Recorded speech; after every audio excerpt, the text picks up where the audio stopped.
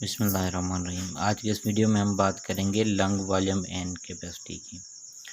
तो जो भी इस टेक्स्ट में 323 एंड 324 पेज पे हम उसको डिस्कस करेंगे। आया वो वॉल्यूम सही है नहीं है, उस पर हम डिस्कस नहीं करेंगे, ठीक है। तो इसमें कौन सी चीज़ आ जाती है? Lung volume and lung capacity. अब जितनी भी ये लिखा हुआ है ये सारा डिफाइन होता है हमारा इस पैराग्राफ में, ठीक है। तो सबसे पहली कौन सी चीज़ आ जाती है? टाइडल वॉल्यूम, ठीक है। एक नॉर्मल ब्रीथ जो हम लेते हैं वो क्या कहलाती है? वो टाइडल वॉल्यूम कहलाती है, ठीक है। और वो कितनी होती है? 450 to 500 ml, ठीक है। तो इसलिए ये जो लाइंस दी गई हैं ये किसकी हैं? ये टाइडल वॉल्यूम की हैं, ये वीटी नहीं है, ठीक है। ये क्या होगा? ये होगा टीवी मीन्स टाइडल वॉल्यूम, ठीक है। उसके बाद कौन सी चीज़ आ जाती है? Vital capacity. अब वाइटल कैपेसिटी क्या होती है? एक आप क्या देते हैं, एक ब्रीथ लेते हैं, ठीक है। और वो ब्रीथ क्या होती है? वो फोर्सफुली ब्रीथ होती है, ठीक है। तो उसको क्या बोला जाता है? उसको वाइटल कैपेसिटी बोला जाता है, ठीक है। अब ये वाइटल कैपेसिटी कितनी है और वाइटल वॉल्यूम कितना है? ये अप्रॉक्सीमेटली कितना है? ये है 500 ml और 5 लीटर्स, ठीक है। तो किस किताब में आपको ये 500 लिखा हुआ होगा और कहीं पे ये लिखा होगा 600 लीटर्स, ठीक है। तो जहाँ पे भी ये कैपेसिटी की बात करेगा आप 5 लीटर्स को आप ऑप्शन को टिक करेंगे, और जहाँ पर भी ये लंग वॉल्यूम की बात करेगा आप किसको टिक करेंगे? 600 मिलीलीटर्स की, ठीक है। तो ये दो चीज़ें क्लियर हो गई, ठीक है। एक टाइडल वॉल्यूम, दूसरा वाइटल कैपेसिटी। अब दो चीज़ें यहाँ पे लिखी हुई हैं, एक है IRV, ठीक है, इंस्पायरेटरी रिजर्व वॉल्यूम। दूसरा कौन सा लिखा हुआ है? ERV, एक्सपायरेटरी रिजर्व वॉल्यूम, ठीक है। अब इंस्पायरेटरी रिजर्व वॉल्यूम क्या होता है? मीन्स एक हम एयर ले रहे हैं, ठीक है, इंस्पायरेशन करें तो उसको क्या बोला जाएगा? इंस्पायरेटरी वॉल्यूम, ठीक है। अब इंस्पायरेटरी रिजर्व वॉल्यूम क्या होता है? जब आप एक बहुत बड़ा सांस लेते हैं, ठीक है, एक फोर्सफुली सांस लेते हैं, ठीक है, उसमें जितनी भी एयर आपके लंग्स में जाएगी वो क्या कहलाएगी? वो कहलवाएगी इंस्पायरेटरी रिजर्व वॉल्यूम, ठीक है। अब ये क्या होता है? ये एक्स्ट्रा होता है किससे? टाइडल वॉल्यूम से। टाइडल वॉल्यूम मैंने आपको कितना बताया? 450 ml to 500 ml, ठीक है। और IRV इंस्पायरेटरी रिजर्व वॉल्यूम ये क्या होता है? ये फोर्सफुली हम एयर को लंग्स के अंदर लेते हैं, ठीक है। एक्सपायरेटरी रिजर्व वॉल्यूम क्या होता है? अब देखें, हमने इंस्पायर किया, नॉर्मली हम एक्सपायर करते हैं। अगर हम फोर्सफुली एक्सपायर करें, ठीक है, मीन्स जो एयर हमारे लंग्स में मौजूद है उसको फोर्सफुली हम बाहर जो एनवायरनमेंट है, एनवायरनमेंट उसमें शामिल करें तो उसको क्या बोला जाएगा? उसको बुलाया जाएगा एक्सपायरेटरी रिजर्व वॉल्यूम, ठीक है।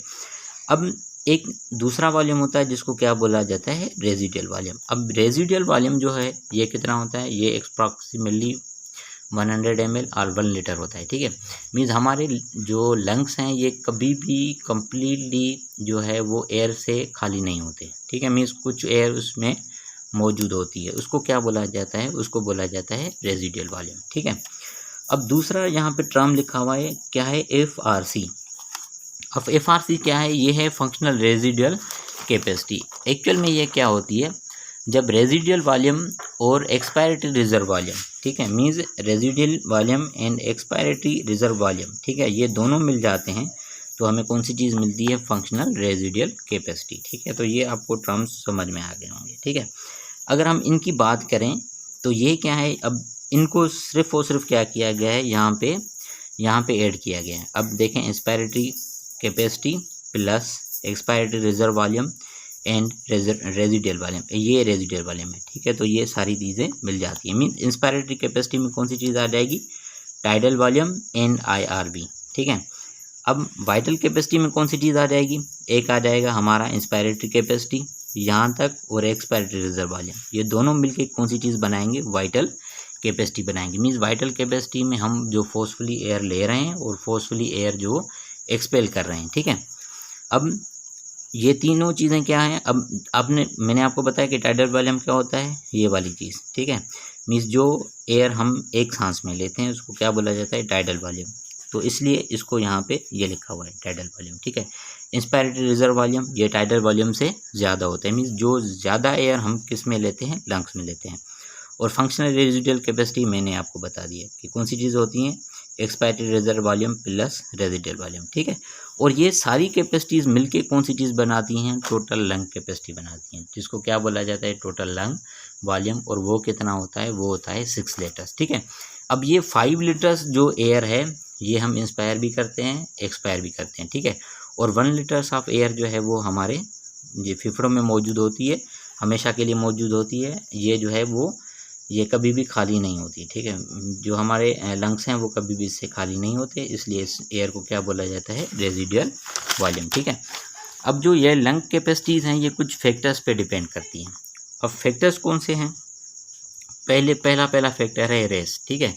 मीन्स हमारे पास 2 रेसेस होती हैं, white race and black race. अब ब्लैक रेस जो होती हैं, जो ब्लैक्स होते हैं, उनकी जो लंग वॉल्यूम एंड कैपेसिटी होती है वो ज़्यादा होती है। उसके बाद है जेंडर, मेल एंड फीमेल, ठीक है। तो जो मेल की लंग वॉल्यूम एंड कैपेसिटी होती है वो फीमेल से ज़्यादा होती है। उसके बाद है एज। अब एज भी हमारा जो है वो डिपेंड करती है, डिफ़र करती है। अब जो भी अडल्ट होता है उसकी लंग वॉल्यूम एंड कैपेसिटी ज़्यादा होती है बनिस्बत किसके, एक चाइल्ड एंड ओल्ड एज के। उसके बाद है बॉडी कंपोजिशन। एक नॉर्मल इंसान है, उसकी बॉडी कंपोजिशन क्या होती है, उसकी बॉडी कंपोजिशन लीन होती है। एक मस्कुलर इंसान है, ठीक है, तो उसकी बॉडी कंपोजिशन क्या होती है, मस्कुलर होती है। तो जो मसल वाले लोग होते हैं, जो फिटनेस वाले लोग होते हैं, जो जिम यूज़ करते हैं, उनकी लंग कैपेसिटी और लंग वॉल्यूम क्या होता है, उनकी ज़्यादा होती है। उसके बाद आ जाती हैं रेस्पिरेटरी डिजीज़। अब रेस्पिरेटरी डिजीज़ में पहले आ जाती है कौन सी, एम्फीसीमा, ठीक है। एम्फीसीमा में क्या होता है कि जो हमारे लंग्स हैं उनकी इलास्टिसिटी जो होती है वो रिड्यूस हो जाती है। उसके बाद है टीबी, माइकोबैक्टीरियम, ट्यूबरकुलोसिस या अस्थमा हो गई। इनमें क्या होता है कि लंग वॉल्यूम और लंग कैपेसिटी जो है वो रिड्यूस हो जाती है, ठीक है।